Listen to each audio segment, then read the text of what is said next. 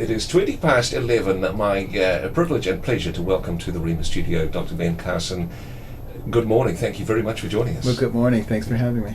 Hey, in terms of your background, of course, people know you as the man with the gifted hands, the pediatric neurosurgeon from Johns Hopkins Hospital. There, many people who are regular listeners to the show would have seen the film based on your life as well. One of the questions that we've had from a listener, in fact, is what inspired you to head towards neurosurgery? What in particular thought, Sure. Actually, I want to be a brain surgeon?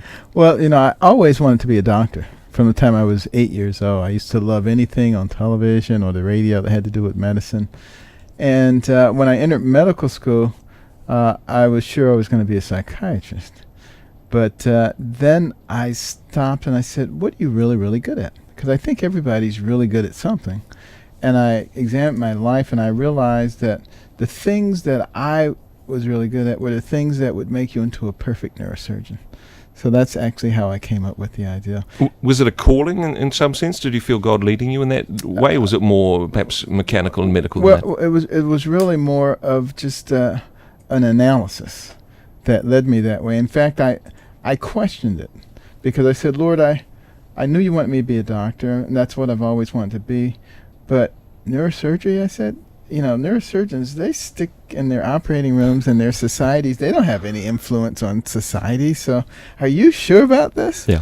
But in fact, he gave me the kind of career that gave me a much bigger platform than I would have ever had as a missionary doctor or any other kind of doctor. So you can't really outguess the Lord. 35 years in that field and recently retired as head of neurosurgery, pediatric neurosurgery at Johns Hopkins.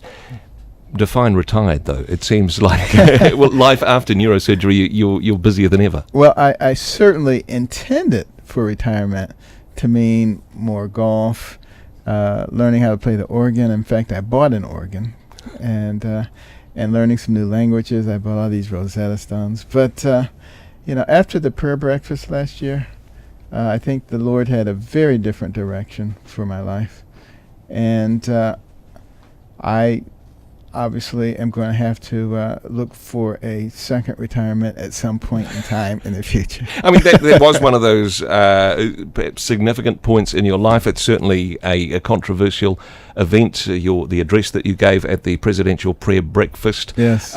You've possibly had more interviews about what you said and what you meant by what you said than you had when you were a neurosurgeon. Well, I knew that it was going to be something interesting when I was asked to do it, because I had done it before 16 years earlier when President Clinton was in office, and I wasn't aware that anyone ever did it twice. Mm-hmm. And I inquired and discovered that one person had done it twice, and that was Billy Graham. Wow, big shoes there. And I said, Lord, I know there's something you want me to say, but I didn't know what it was until the morning of the prayer breakfast, and then it just settled on me so calmly what I needed to say.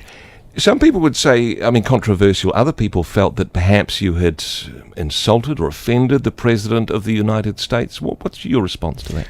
Well, 15 minutes after I left the stage, I got a call saying that the White House was very upset and that I needed to call the President and apologize. And I said, I didn't get the impression he was upset. And he came over and greeted me afterwards. And I said, unless the things that I said applied to him, therefore I don't see any need to apologize. And, what I was really talking about was the condition of the country. Yeah. A country where people are afraid to express themselves. A country where our fiscal irresponsibility is threatening the future of everyone. A country where we are abandoning our moral principles and values and just going into a tailspin.